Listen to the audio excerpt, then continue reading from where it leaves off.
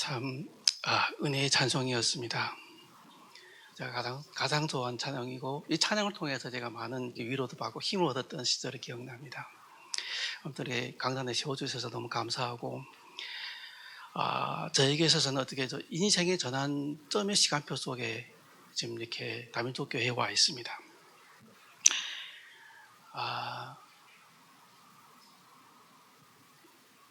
어찌 보면 상처라면 상처겠지만은, 어찌 보면 뭐랄까, 내 마음의 아픔이라면 아픔이기도 하고, 또 다시 보면 또 감사한 부분이기도 하고, 정말로 수많은 미자립 교회가 있잖아요. 그리고 지금도 교회들이 문을 닫고 있잖아요. 그 문을 닫는 교회 중에 하나가 저희 교회였다는 것 때문에 제가 얼마나 마음이 아팠는지, 문 닫고 나니까 정말 힘이 안 나더라고요. 가족도 이해 못하고 흩어지고, 아이들도 살살이 흩어지고, 각자 있고 살고. 중국 현장을 가면 선교도 가야 되는데 선교문도 이렇게 하나하나 이렇게 닫히고, 그러다 보니까 앞이 막막한 거예요. 저희 오늘 말씀, 인생 캠프라는 말씀 들으면 이렇게 묵상하며 준비하면서 하나님께 주시면서 이게 지나간 세월이 주마등처럼 쭉 흘러가는 겁니다. 지나간 세월이. 원단 메시지에 목사님께서 지금까지 인도해 주신 하나님이라는 말씀해 주셨는데, 지금까지 인도하신? 왜 하나님 나라를 이렇게 인도하셨을까? 이해 안 되더라고요. 왜 좀 편안하게 인도해 주시지, 이렇게 문제도 일으키고 사건도 일으키고 아픔도 겪게 만들고, 복음이면 다 된다며요. 끝났다며요. 근데 하나님 저를 이렇게 인도하시는 거예요. 결국은 말씀 계속 묵상하다 보니까 이해되고 믿어지는 거예요. 사람마다 다 어려움이 있고 문제들이 있잖아요. 인생을 오래 살면 살수록 모든 분들이 다 막막할 때가 있고, 어려운 때가 있고, 답답할 때가 있고, 앞이 캄캄할 때가 있었잖아요, 다들. 저는 정말로 캄캄하다. 아무것도 없었어요. 말씀 묵상하고 또 이렇게 현장 다니면서 조금씩 힘을 얻어갔고요. 모세의 40년 광야 생활, 얼마나 힘들었을까. 이해되기도 하는 것 같기도 하고. 그렇지만은 그걸 이해한다고 해서 내가 또 얼마나 더 이해하겠어요. 사람마다 다 자기 고통과 어려움이 있잖아요. 어찌 보면은 부끄럽기도 했는데, 이 자리에 제가 설 수 있다는 건 이제는 그게 더 이상 부끄러움이 아니고 감사가 되었다는 것이 저에게는 가장 큰 감사고 또 은혜입니다.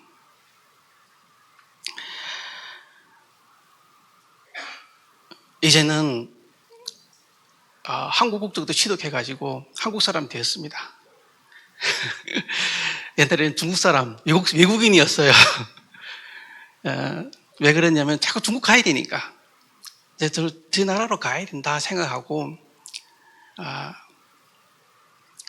했는데 하나님이 안 보내시는 거예요. 그렇게 안 보내는 걸 계속 가겠다고 하니까 1년에 한 번도 가고 두 번도 가고 이렇게 다녀왔는데, 하나님이 그냥 완전히 안 보내시고 다녀오기만 하게 만드셨을 것 같아요. 그러면서 한국의 현장을 보게 만드셨습니다. 그러면서 이 와 있는 다민족들, 와 있는 중화권의 사명자들, 아마 저를 아는 사람들은 저를 보고 변절자라고 하겠죠.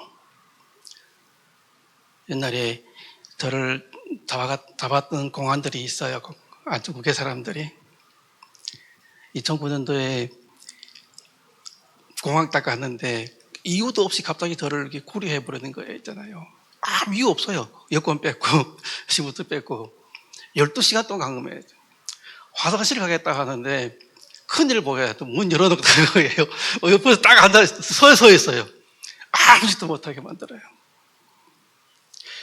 그런데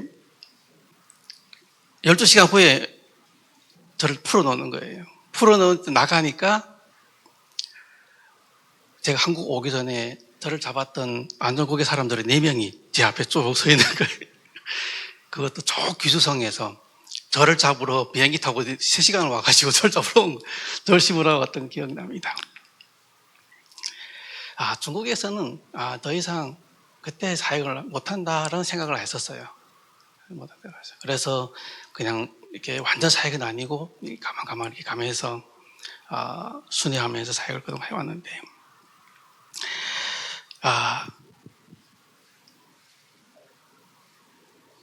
말씀이 오는 제목 듣겠습니다. 예, 인생 캠프.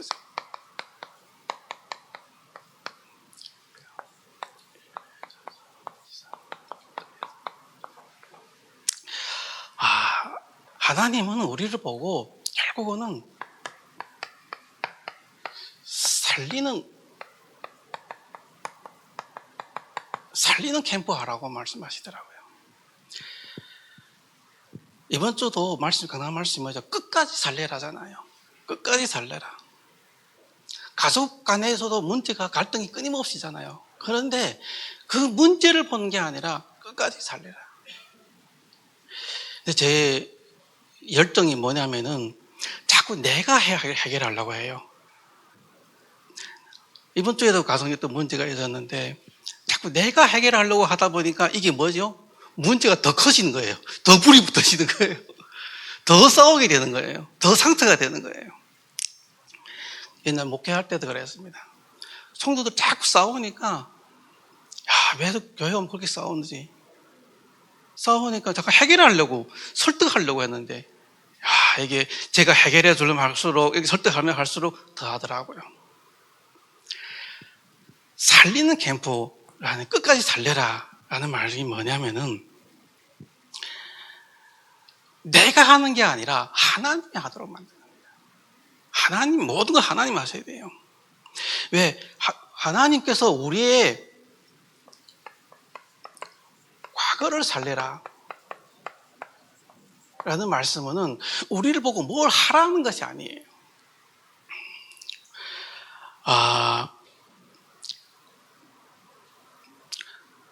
나를 살리기 위해서, 그렇죠? 나를 살리기 위해서, 나의 죄를 모든 문제 해결하기 위해서 누구죠? 제사장이 오셨다는 거예요. 그것을 계속 각인시키는 겁니다. 나를 살리기 위해서. 상처가 아닌 감사, 미움이 아닌 수용. 사실은 사람 제일 가장 싫어하는 사람 보면은 수용이 되나요? 잘 안 되잖아요. 그런데 수용하라고 합니다. 왜? 그게 하나님 계획이니까. 그래, 수용하려면 뭐가? 내가 하려고 하니까 수용이 안 되는 겁니다. 하나님의 은혜 속에서 말씀 속으로 들어오면은 수용이 되어져야 되죠. 물론 감사도 합니다. 그러나 정말 은혜 받으면은 감사가 되어집니다. 감사가 되어집니다. 살아난 나를 인도하시기 위하여, 나를 정말 승리 길로 인도하시기 위하여 선지자를 보내셨어요. 왜? 우리들로 안 되니까 하나님 선지자를 보내주셔서 우리를 계속 인도하십니다. 그리고 약속의 땅을 정복하게 하려고 왕을 보내주셨습니다. 약속 땅의 왕이 우리 주인, 우리 인생의 왕. 그래서 그 선지자, 제사장, 왕, 세 가지 직분을 가진 분이 그리스도잖아요. 이 그리스도가 나의 과거를 전부 다 끝을 냈으니까 과거를 살리는 겁니다. 과거가 더 이상 상처가 아니라고. 그래서 이번 주 강단 말씀에 오늘을 살리라. 오늘을 살리라고 말씀하셨습니다. 말씀 쫙 묵상하는데요. 몸을 살리라. 몸이 아프니까요. 다 괜찮아요. 감사도 안 됩니다. 기도도 안 나옵니다. 어제까지 괜찮았는데 오늘 메시지 하라고 하니까 왜 목소리도 갔는지 모르겠어요. 목소리가 뭔지 제 목소리가 아닙니다.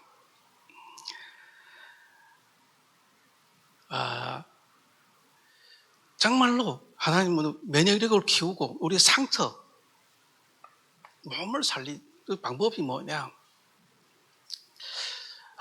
물론 운동도 하고 우리 육신도 챙겨야 되겠죠. 그러면 우선 뭐랄까요, 체력도 필요합니다. 우리에게는.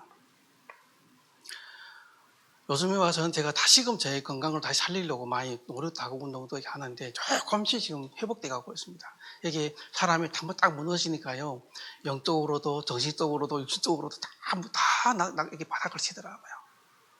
이게 온몸이 사석이 안 아픈 곳이 없더라고요. 이게 자꾸, 근데 문제는 내가 아프다 힘들다 하니까 더 아픈 거예요. 그래서 우리에게 뭐하죠? 뇌를 살리라고 하셨습니다. 네, 불안하고 근심, 걱정, 염려가 아니다라고 말씀하십니다. 하나님이 오늘도 우리와 함께 하신다 라고 말씀하십니다. 그래서 영을 살리는 겁니다. 영을 살리는 겁니다. 뭘 통해서? 묵상을 통해서. 낙심이 아니라, 불안이 아니라, 불신앙이 아니라 뭐죠? 감사합니다. 하나님이 우리로 하여금 영적 싸움을 싸게 만드십니다. 영적 싸움. 그래서 여기서 이길 수 있는 길은 그리스도밖에 없어요. 예. 미래를 살리라. 미래를 살리라는 말씀이시죠. 미래를 살리는 그 길이 뭐냐면 교회를 살리는 길입니다. 세상을 보면은, 또 교인들도 보면은 자꾸 교회를 두게해요. 교회 뒷소리를 많이 합니다. 밖에 나가서 우리 교회 목사가 어떻고, 우리 교회 성도는 어떻고, 이렇게 말하겠지만 세상에서도 다 교회를 욕해요. 근데 사실은 그게 죽는 길입니다. 교회를 살리고 오히려 예배에 참여할수록 내가 살아나고, 내가 교회 안에 모든 시스템 속으로 들어가서, 모든 현장 속에 들어가서 예배와 기도로서 집중학교, 지교회 속으로 함께 참여할 때 교회를, 그때 나의 미래가 살게 되어 있습니다. 그래서 237입니다. 237 선교 현장.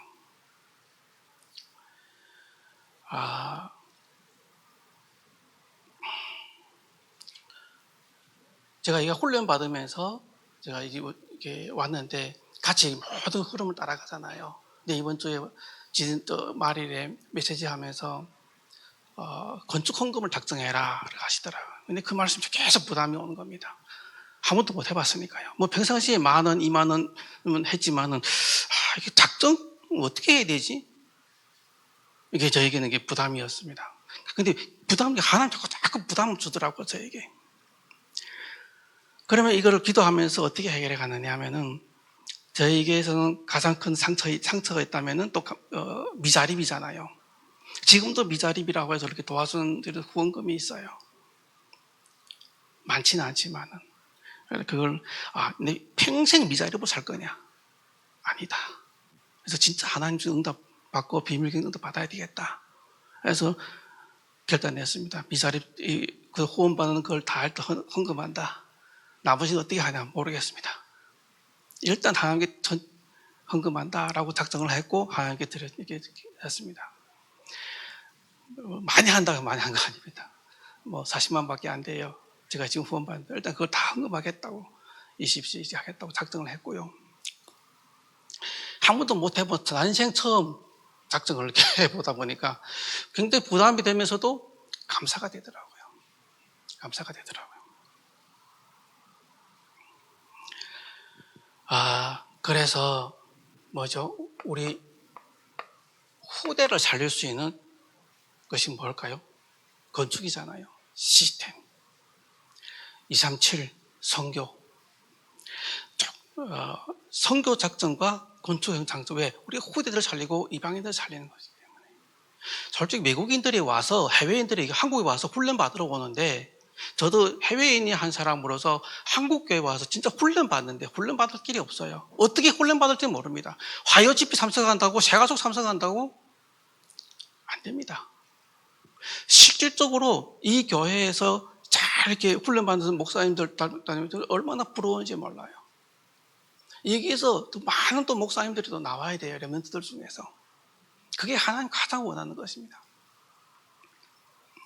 그래서 그것이 살리는 캠프라고 말씀하셨습니다. 그래서 둘째는 세우는 캠프입니다. 우리 인생에 살리고 세우고, 에베소 오늘 본문 2장은 우리가 어떤 상태에서 구원받은지, 그리고 앞으로 어떤 인생을 살아야 되는지를 잘 얘기하고 있잖아요. 본질상 진노의 자녀,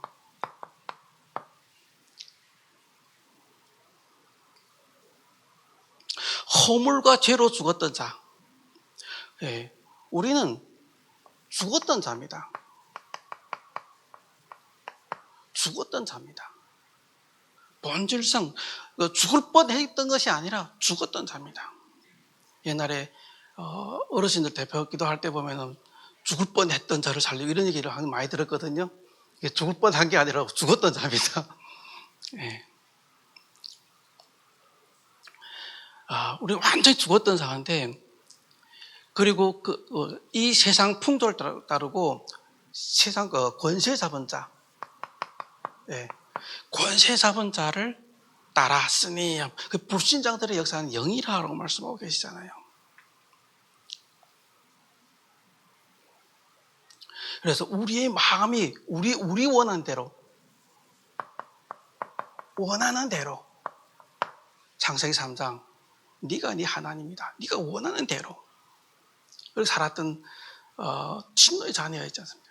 그런 우리에게 이게 결국은 우리는 창세기 3장의 상태, 6장, 11장 상태 속에 우리가 원하는 대로, 성공한 대로 권세에 가졌던 물질, 성공잖아요. 하나님이 우리에게 은혜를 주셨습니다. 우리는 은혜가 없으면 못 살아요. 은혜를 주셨습니다.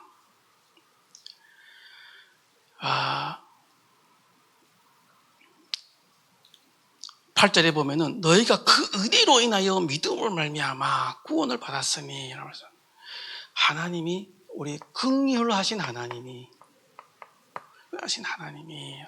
4절에 우리를 구원받았고 그리스도와 함께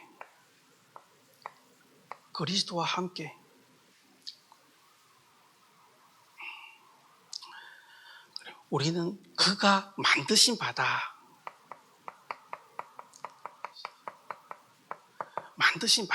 말씀하고 계십니다. 우리가 어떤 길을 걸어왔든지 하나님 우리를 그렇게 만드셨어요. 그렇게 인도하고 계세요. 이를 통해서 하나님 하시고자 하는 일을 하신다니까요. 그래서 이런 인간이 은혜로 구원받았으니까 있으면 어떻게 되죠? 남은 거는 언약으로 각인 우리 체질을 만드는 길밖에 없습니다. 제가 다민족교회 와서 제일 제 마음에 와닿았던 게 뭐냐면은 교회의 기도 제목입니다. 치유교육전도, 목회 철학, 목회 방향. 나는 이렇게 목회한다, 이렇게 하시더라고요, 목사님. 다 그렇게 사회가 하시더라고요. 나는 인생을 이렇게 산다. 저도 없었던 건 아니었어요. 그런데 마태복음 9장 35절의 말씀 잡고 분명히 말씀 잡고 이게 너무 저에게는 와닿았거든요. 결국은 우리 이 교회의 언약이 나의 언약이 되면 됩니다. 교회의 언약이. 그래서 우리에게 주시는 그 강단 말씀 잡고 또 우리에게 수련회 때 원단 메시지 말씀 잡고 하나님 우리를 어떻게 인도하시는지를 우리가 계속 봐야 되겠죠. 이번 수련회 때 주셨던 말씀, 기도 24, 선거 24, 부대 24 24라는 단어가 물론 모르는 것 아니에요. 알잖아요. 그런데 더 깊이 와닿더라고요. 근데 중요한 건 아는 것이 끝인 거 아닙니다. 실천입니다. 저는 그 실천을 어떻게 잡았냐면은 요즘 목사님 계속 강조하던 게 사모늘로. 왜 각인뿌리 체질이 안 되느냐? 맨날 들어도 각인뿌리 체질이 안 되는 이유가 사모는 이 실천을 놓쳐 그렇습니다. 사모를 통해서 오늘도 나에게 말씀, 기도, 전도, 오늘도 나에게 정말로 주시는 말씀, 강단 말씀 통해서 말씀, 주일날 성취되는 말씀 계속 확인해가고 실천하는 거잖아요. 주일날 말씀을, 이번 주 강단 말씀 뭐냐? 물어볼 때에 다민족교회 분들은 금방 얘기하잖아요. 매일마다 3일 하시니까. 다른 교회 분들은 물어봐요. 모릅니다. 저도 지난주에 강단 설교를 뭔지 물어보면 갑자기 물어보면 안 생각나는데요. 저도 이제 사모를 잘 안 했으니까요. 대부분 내가 한 설교도 언제 뭐 했는지 모릅니다. 그러니까 미자립이죠. 미자립이 너무 많습니다. 삶 속에서 삶의 미자립도 말씀 따라가면 미자립이 안 됩니다. 그 다음 말씀 놓치면 삶도 다 미자립이 돼버려요. 지금 중국 현장에 선교사님이 나온 이후에 그 현장은 다 무너졌습니다. 선교사님 나오면 제자들 남아서 계속 목회를 하고 사역을 이어가야 되는데 3분의 100% 무너진 건 아니고 3분의 2는 무너져 있습니다. 3분의 2 이상은 무너져 있습니다. 왜 그럴까요? 복음을 안 전했을까요? 복음을 전했어요. 집중 훈련도 했어요. 거기서 신학교 강의도 했어요. 근데 물론 정부의 핍박과 여러 가지 요소들이 많죠. 맞죠? 그런데 다 무너져 있습니다.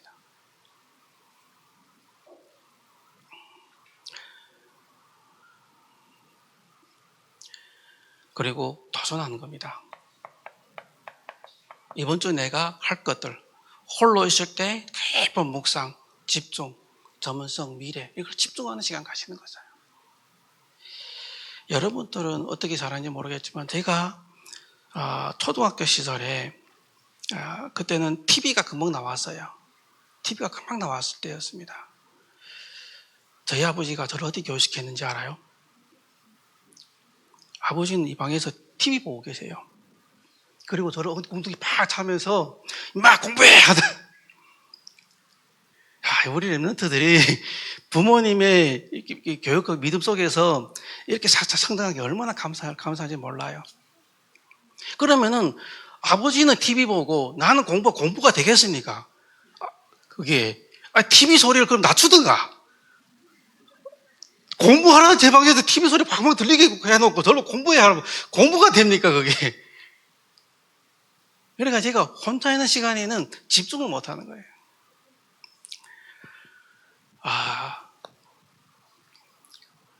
그런데 그렇게 무너졌던 저를 하나님이 지금 이렇게 불러주셔서 이 자리에 세웠다는 거. 저는 내가 이 자리에 서고 일단 이 자체가 정말로 하나님 은혜가 아니면 저는 완전히 좀 죽어야 됐어요. 살아갈 수가 없습니다. 그래서 그렇게 살았다면. 우리 가정이 환경이 나쁘냐? 아닙니다.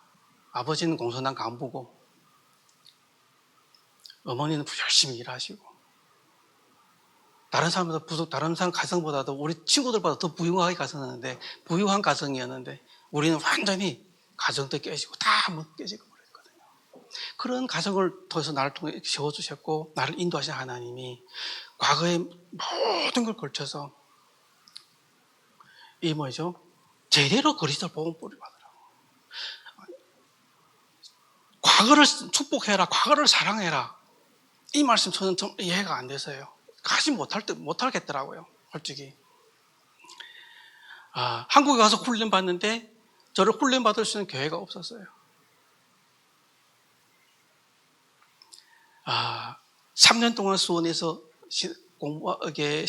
신앙생활을 하면서 신학교 졸업하고 나니까 갑자기 문제가 탁 터지면서 더 이상 그 교회에서 내가 이게 뭐 있으면 안 되겠구나라는 생각이 들 정도로 이게 문제가 터졌거든요.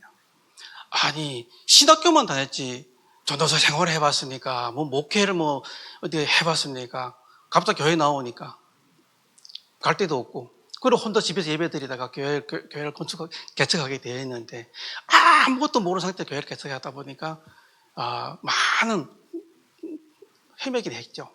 그런데 지금도 이렇게 보니까 그런 것을 겪게 하신 하나님이 하나님을 겪게 하신 하나님이 오늘날 하더라도 진짜 복음과 진짜 감사를 회복하게 하시려고 하더라고요. 그런 걸 안 겪었더라면 제가 이 복음이 이렇게 기원한지 아마 저는 처음 확인하지 못했을 겁니다.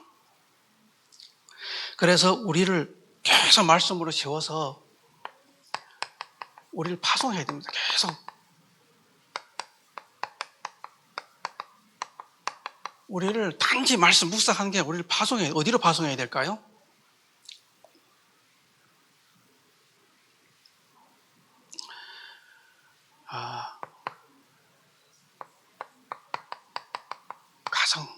가장 좋은 가정에서부터 예배를 회복하는 겁니다. 가정에서부터. 요즘에는 스마트폰 시대다 보니까 아이들에게 복잡하면 아이들에게 스마트폰을 주고 엄마는 혼자서 딴짓을 합니다. 아이들 죽이는 겁니다. 저희 아버지가 자기는 TV 보면서 공부해라던 것처럼 요즘 부모들은 애들 스마트폰을 던져주고 많이 알아서 공부해. 안 됩니다. 근데 저희 친구가 한 놈이 있었는데 3살 때부터 신문을 보더라고요. 왜 신문 보나 했더니 아버지가 퇴근해 오면 신문 보는 거예요. 얘가 3살 때부터 아버지가 신문 보니까 얘 머리가 트겠습니까? 안 트겠습니까? 아버지가 집에서 책을 들고 있고 아버지가 신문 들고 있고 공부하고 있으면 애들도 같이 공부합니다. 아버지가 성경 보고 있고 기도하고 부모가 성경 보고 기도하고 있으면 따라갑니다. 아빠가 빈 시간에 부모가 딴 데 한다면 당하게 되겠습니다. 그래도 저는 한 가지 생각납니다. 이 그리스도 예수 안에서 딴짓해도 하나님이 인도하시더라는 겁니다. 렘넌트들이 정말로 복음 속에 뿌리 내리면은 이게 세워지게 되어 있습니다. 근데 어떨 때는 부모들도 오랜 영적 문제, 오랜 체질들에서 안 되는 게 있잖아요. 그것 때문에 고민하잖아요. 그건 기도밖에 없습니다. 기도를 할 때 아이들이 변해갑니다. 오늘 예식 준비한 기도하면서 목사님이 제일 들었는데 목사님이 그러더라고요. 자기는 부부 간에 부모님이 싸우는 거로 일심전심 지속 재창조하신 부모님 밑에서 살았다 하시더라고요. 그런 데서 지금 목사가 됐다. 렘넌트는 하나님 키우신다 이런 말씀도 하시는데 그건 맞다. 물론 가정을 파셔드는데 부모 잘못했다 할 때 그리스도 안에 있으면 됩니다. 그래서 결국은 살리고 세우고 파송하는 건데요. 가정과 가문과 후대 참 승인으로 세워진 겁니다. 그리고 어디로 가죠? 현장으로 갑니다. 현장 갑니다. 지역과 우리 학생들은 학업과 직업, 산업의 현장으로 237 현장으로 237 현장을 간다는 얘기가 제가 중국 송유 간다가 중국 간다는 게 아니라 237 가는 게 아니라 정말 내가 그거 할 수 있는 그죠? 세계화의 그릇을 준비해 가는 거잖아요. 그리고 나만이 주신 하나님이 전문화의 그릇을 준비해 가는 겁니다. 그래서 이것을 시스템화해 가는 겁니다. 시스템화해 가는 겁니다. 시간이 다 지나갔네. 제 중국의 사역 중에 있어서 이런 제자가 하나 있습니다. 부부간이 너무 싸워가지고 맨날 싸워. 이 제자가 너무 스트레스 받아가지고 마음도 시킬 겸 위로 좀 어떻게 마음을 풀려고 한국 왔다가 렘넌트 대회에 참석한 겁니다. 대회에 참석한 거예요. 거기에서 이 메시지를 딱 듣고 충격을 받아버린 겁니다. 중국에서 안 들었냐? 들었습니다. 그런데 여기 듣고 나니까 이게 하나님이 그때 딱 열어주신 거예요. 이게 남편의 문제가 아니고 내 문제가 아니고 사단의 문제였구나. 사단이 우리를 계속 싸우게 만드는구나. 사단이 이 가정을 계속 분리시키고 우리를 자꾸 다른 데 잡히게 만드는구나. 이걸 딱 깨닫고 나니까 이 친구가 집에 들어가 중국 돌아가서 뭘 했냐. 3개월 동안 남편에게 두드려 맞았습니다. 옛날 같으면은 같이 귓밥 때리고 같이 허비고 같이 싸웠을 친구가 3개월 동안 얻어 맞았습니다. 가만히 기도만 하고 맞았습니다. 남편도 때리다 보니까 이상하거든. 너 요즘 이상해졌다는 거예요. 왜 이러지? 이상해졌다? 나 예수 믿었다. 옛날에도 예수 믿었지 안 믿었냐? 옛날에도 교회 다녔지. 근데 이번에는 아니다. 라며 복음을 쫙 설명한 겁니다. 그때부터 가정에 이게 뭐랄까요? 싸움이 끝났습니다. 그리고 하나님이 이 남편도 구원하시려고 하니까 어떻게 하시냐면은 딱 그거 들은 다음에 일주일 만에 남편이 이게 뭐랄까 혈관이 80%가 막히면서 걷지도 못하게 돼요. 병원에 입원해서 걷지도 치료가 불가능하게 되더라고요. 그래서 이 와이프가 시간표 다 된 거 싶어서 정확하게 구원의 길을 복음 설명한 거죠. 그런데 이 중국에서만 역사에 일어나서 그런지 모르겠는데 이학적으로는 혈관 80% 막히면 치료가 불가능하다네요. 뭐 전 잘 모르겠지만. 그런데 영접하고 3일 만에 뚫려버렸어요. 걸어 다니게 됐어요. 신기하잖아요. 남편 지도 믿어지는 거예요. 지도 믿어지는 거예요. 그리고 나서 남편이 뭐라, 너는 이제 전도만 해라. 교회 내가 돈 벌어서 만큼 밀어줄게. 그랬더니 한 달 만에 와서 카드를 하나 던져주는 겁니다. 돈 마음대로 쓰라고. 근데 카드에 얼마 들어있냐? 10억이 들어있는 겁니다. 중국 돈은 500만 들어있는 겁니다. 그리고 나서 교회도 쉬고 활동도 마음껏 하다가 또 요즘에는 그거 다 문 닫았어요. 그런데 중국에서는 그렇게 하지 못하니까. 그런데 위챗을 통해서 한국은 카카오톡이죠. 중국은 위챗을 통해서 이렇게 말씀을 전달하는데 다른 사람은 안 된다는데 이 사람은 위챗방이 10몇 개 되는 거예요. 그래, 이 위챗방을 통해서 메시지 듣는 사람이 거의 요즘에는 한 4천 명이 되겠네요. 위챗방을 통해서. 답을 딱 쓰는 게 위챗을 통해 말씀 딱 듣는 게 계속 늘어나는 겁니다. 공안에서 안 막냐? 막습니다. 그러면 또 방을 새로 만듭니다. 그러면 또 모입니다. 그 방에. 그런데 왜 이걸 관할을 못하냐? 왜? 이 사람은 해외 사람과 연관된 데 없으니까. 이게 해외가 연관 안 되면 괜찮아요. 다락방만 아니면 돼. 다락방만 있으면 다락방이라는 말만 또 들이맞아요. 다락방만 아니면 돼. 근데 다락방 메시지를 가지고 복음 운동하니까 몇천 명이 복음도 하는 겁니다. 그런데 아쉬운 거는 정확한 이 전도 전략을 복음 운동 못하니까 좀 그게 아쉬운 거죠. 그래도 이렇게 저희 사역에 이런 제사가 한 해라도 남았다는 게 얼마나 감사한지 모릅니다. 또 지난 1월달 가봤던 그 현장에는 이 뭐랄까요, 제사는 교회가 두드려 맞아서 문 닫게 됐거든요. 두드려 맞으니까 뭘 하냐면은 상담이라는 거, 심리 상담 자격증을 따가지고 상담이라는 자격증을 가지고 또 현장 파고들더라고요. 그래서 이 아이들이 좋아하는 그 보드 게임 있잖아요. 근데 그 보드 게임을 뭐로 만들었냐면 딱 우리 유 목사님 말씀하신 메시지 있잖아요. 메시지를 사회화 해버리고 딱 그리스도만 꼭 빼놓는 아이들을 양육하는 프로그램이에요. 보드 게임이가. 무서워요. 우리는 그냥 메시지를 하는데 이 메시지를 딱 그리스도만 빼놓고 메시지를 실천과 생활하고 아이들을 함께 이 메시지 생활 속에서 실천하도록 그렇게 게임을 만들어가지고 이걸 파고드는데 뭐 전도하는 건 아니지만은 교육기관으로, 공공기관으로, 학교로 또 현장으로 파고들더라고요. 그러면서 지금 또 곳곳에서 온라인 예배를 이렇게 사역을 하고 있었습니다. 가만히 이렇게 보니까 아무것도 없는 것 같은데 현장에 제자들의 세워진 모습을 보면 또 감사하고 있고요.